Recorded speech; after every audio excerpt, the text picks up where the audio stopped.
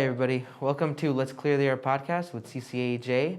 This is a podcast where we talk about issues that are impacting our local community and what's going on the block. Today we have with us Lizbeth and Eddie from ICIJ, Inland Coalition for Immigrant Justice. If you want to introduce yourselves. Yeah, hi everyone. I'm Lizbeth Abeln with Inland Coalition for Immigrant Justice. I'm the Deportation Defense Director. Hi everybody, my name is Eddie Torres. I am the new High Desert Organizer with the Inland Coalition for Immigrant Justice. So today we wanted to talk about immigrant justice and what that means and how that's impacting people here in the IE. So do you want to kind of give our listeners a bit of a definition on immigrant justice and just the things that are going on? Yeah, so our organization really believes in immigrant justice, and what that means to us is that every immigrant, regardless of immigration status, of class, of gender, of sex, of any ethnicity or religion, everyone is allowed to thrive in the Inland Empire and have a very happy and successful life, and that's what we want for our community, and that's what immigrant justice is for us. And how did you both get into work in immigrant justice? Well, for myself, since I am fairly new to this position, I came from the State Assembly. I worked for an assembly member for 3 years. Previous to that, I had worked for the county and several municipalities, but my parents are immigrants. Most of my family are immigrants from Mexico. And so the immigration policy and the whole spectrum of issues surrounding immigration impacted myself and my family directly.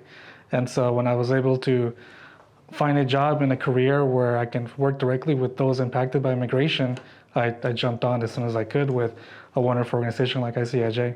Yeah, for me, I am undocumented myself. My parents are too.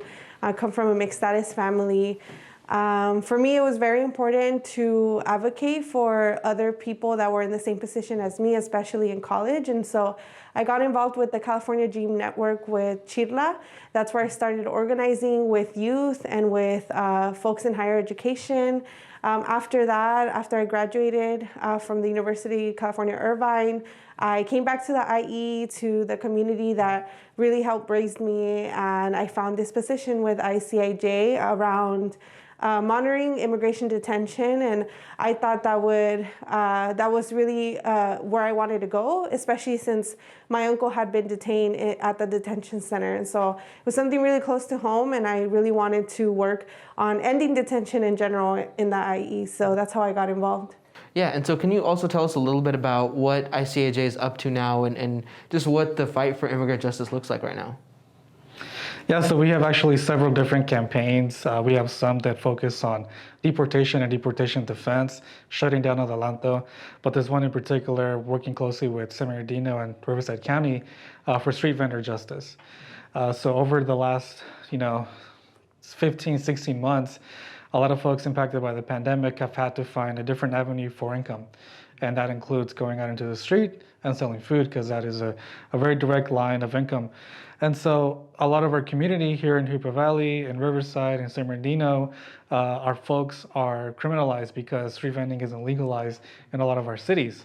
And so we have organizers working directly with these folks, getting them together, pushing our local elected officials to pass ordinances and policy that will decriminalize street vendors. And so that is one of the campaigns that we're focusing on at the moment. And Lizbeth can touch on the other campaigns that we're working on. Yeah, like Eddie said, I think one thing that immigrants really face is criminalization. And that's what we do when we protect and defend folks that are in detention. We do have the largest detention center in the nation now. California is such a state that's welcoming to immigrants, right? That's usually the narrative. And a lot of people don't know that we have the largest detention center. And so we have people from all walks of life, from different countries at the detention center. And I really lead the campaigns to end detention in general and close down the detention center. Yeah, it's very eye-opening, and we need to continue fighting because liberation for one of us is for all of us. And that's what we truly believe. Right, and the facility you're talking about is Adelanto, right? And can you talk a little bit about just why we have the biggest center and where it's located? Because I know we did some shoots with you over there about Adelanto and just the intersection with environmental justice, but I think a lot of people would be shocked to realize just how integral that situation is in terms of economics, the community, and just the whole thing. So, and I know, you have a lot of information on that. Yeah, definitely. So the Adelanto Ice Processing Center is now 3 buildings. It holds up to 2,690 people. And it's very interesting because we're here in the IE and we're in close proximity. A lot of folks don't understand how we're targeted by ICE and CBP and the federal government in general. And the reason why is because we have very easy access to the border. So the IE is still 100 miles from the border. And we also have a lot of remote areas, right? We have a lot of land in comparison to LA County. And that is why we have a detention center. ICE usually is not going to put a detention center like in the middle of LA. That just doesn't make sense for them. And part of their goal is also to isolate people. And that's why they choose areas like Adelanto, right? That are isolated. Not only that, but the city of Adelanto was such in a vulnerable financial position that this corporation Geo, along with ICE, made them false promises and said, these are the jobs that are going to uplift your community. And we all know that is false because until this day, even recently, they're still in a deficit and financially, they're still broke. Unemployment actually has gone up and people are still suffering, right? And so this is the tactics that ICE and GEO uses to continue to criminalize our people. And in the intersection of that is also environmental justice, because it's also environmental racism, the fact that there's detention centers, logistics centers, right? Instead of having like resources, community centers, gardens, and that's something we want to see and we're not seeing right now. So it's definitely something very, very particular to the IE, the fact that we're targeted. And I think that shows through the numbers because in 2018, San Bernardino County had the highest in-community arrests by ICE in the nation. Oh, wow. So us in California being such a democratic and liberal state, we had the highest numbers of ICE going into our communities, in our homes, schools, everywhere in public, and arresting people. And the only reason why that was happening was because we had such large capacity for detention. And so it was super easy to funnel people in there. So yeah, I think all of those factors really make the IE unique to the situation and why we need to continue fighting for our community. Right. I mean, it makes it a hotspot for immigrant justice. And, I actually myself didn't even know that San Bernardino had the highest rates of ICE incarceration. And looking at GEO, I think in particular, we're seeing the same thing with the warehousing issue that we saw that we see here, where, you have a big industry coming in or a big kind of profiteer coming in and saying to local leaders, hey, give us your land, give us this, and we'll profit. But then that profit is deeply extractive, right? Like it doesn't add anything to the community, anything valuable. Mm-hmm. And so I think that's like really one key intersection that we're seeing just in our whole region, where we need people and leaders who are accountable to the people and just, a mass mobilization to stop these things. Yeah, and we need to see who these businesses are actually benefiting, because their talking points are like, this is going to benefit you financially, but really it's not benefiting any of us. It's benefiting corporations and those in power.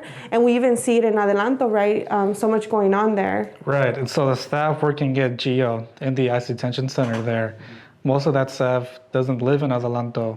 So the jobs that they are promising for the community don't stay there. They don't shop in Adelanto. They shop outside of the community. So that tax revenue that was promised when GEO and these corporations like warehouses, they come in and they tell elected officials, this much we're going to bring to your community in jobs and in tax revenue. But in reality, they are overexploited. They come into our communities because they know that they are vulnerable. They are desperate for revenue. And they take advantage of that. So it's the same model as we have here in the logistics center of the world in the IE that we have in Adelanto, exploiting a small town community that was desperate for revenue. Yeah, and that's exactly what we're seeing in Fontana and Bloomington and these other places. And I think that's a really excellent analysis. And it brings me to one of the other issues that we kind of covered together, which is the environmental justice element, where the populations that are in these detention centers are some of the most vulnerable frontline communities in terms of environmental racism and dealing with the impacts of pollution. Adelanto is, I believe, built on a Superfund site, correct? Mm-hmm. It's close to a Superfund site. It's close to a Superfund site. So there were also issues with the detainees being sprayed with insecticides and all of that, and a COVID outbreak, if you want to talk about those issues too. One of the biggest examples of environmental racism towards these folks that are detained is the fact that GEO and ICE were using a chemical, a disinfectant, to try to mitigate the harms of COVID-19. Obviously, they failed, and they were using this chemical in such an irresponsible way that it was causing people detained like very severe physical effects. Their noses were bleeding. They were having allergy effects. They had rashes in their skin, eyesight problems. All of this still continues today. Like, we actually had a meeting with these folks, and they were telling us the long-lasting effects. And so we really uplifted the voices of these folks during the pandemic, and we let people know this is happening. People are literally being poisoned inside of a detention center.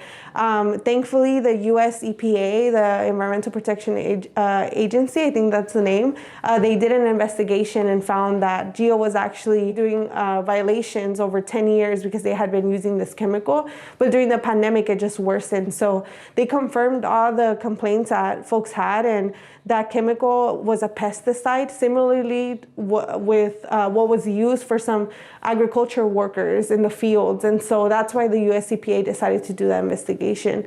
And apart from that, the water issue is just something that always comes up. The water is contaminated with flies and just dirty. Mosquitoes. Yeah, not only for people detained in Adelanto, but also the residents. Yeah, in the northern parts of Adelanto, we've had residents come to us and tell us that their water is brown. Their water is very dirty. And to the point of the chemical spray, the difference between a warehouse coming in with smog coming in from the diesel trucks and that type of pollution and poisoning, these are guards spraying dorms with people in them in enclosed places with chemical spray, with pesticides, directly into the faces of some of the detainees. And so we don't even know the long-term effects that they might occur because of this, because some of them were just recently released. And so they could have severe mental and health damages along the line. So it's something to consider when folks are learning about Adelanto and the issues surrounding immigration policy. This is happening right now. Folks are suffering deeply from this. Wow. That's really terrifying, because it really does get into the difference between like indirect pollution that we see in the community versus like direct poisoning. Yeah. And so I know ICIJ really is spearheading a coalition and a program to shut down Adelanto. What is that looking like, and what's the progress that y'all are feeling? Yeah, I mean, for us as ICIJ during the pandemic, it was very important for us to bring allies together and really see what we can do to get folks out, not only because of the chemicals, but COVID-19, there was 2 outbreaks and there people were fearing for their lives. Actually, there was a death from one of our attorneys that's part of the coalition. Rest in peace, Martin. He passed away due to COVID and because the medical negligence of ICE and GEO. And so it was very important for us to come together. And the Shutdown Adelanto Coalition is awesome because we have a diverse group of organizations, including CCAJ, right, that come together and talk about what's going on currently with detention and immigrants. And we try to find strategies to really shut down that place, because time and time again, like ICE and GEO has shown that they're not capable of caring for our people. There's no way to reform this at this point. Like, the longer we have this detention center, the more lives are at risk, the more people that are going to die, and we want to prevent that. And so one of the campaigns that we have right now is Divest GEO.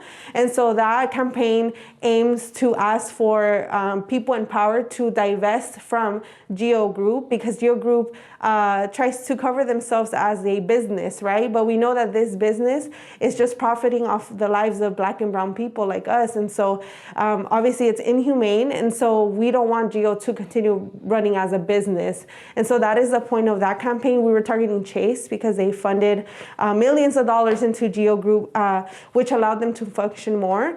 Recently, we're trying to transition to targeting the city council, because they also have financial contributions from GEO Group, which is obviously a conflict of interest. So that's where we're at now.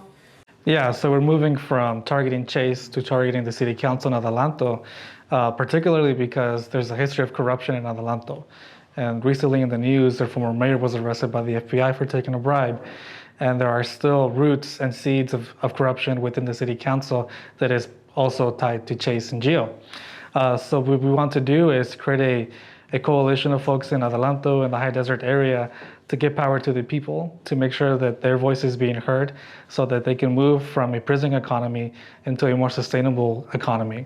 And so that is what we're in the works of. And what we're going to get there, we're going to push the city council to make the right decisions. If not, get a new council. Yeah. So for people who are following this campaign and want to get involved and want to help kind of bring these detention centers to an end in our community, how could they help out and get involved? The easiest way is to follow our social media. Follow us on IG, follow us on Facebook, and you can also text us. Text us at 797979, and we'll hook you up with resources and information regarding all of our campaigns. Yeah, and before we end, I just want to ask one last question. In the absence of something like a incarceration center like Adelanto, what would your ideal community look like? I view us as the vehicle and Adelanto residents as the driver of where they would like to see moving past a incarceration economy, right? And so for me personally, what I think I would like to see from not just the high desert area, but the Inland Empire is moving towards a green, sustainable economy, really investing into renewable resources and moving away from fossil fuels. I think we can definitely see a lot of investments in the high desert where we can have solar panels and wind panels and all of that stuff. Perfect. Thank you. Thank you for joining us today. And thank you for having tuning in. us. Thank you. Perfect.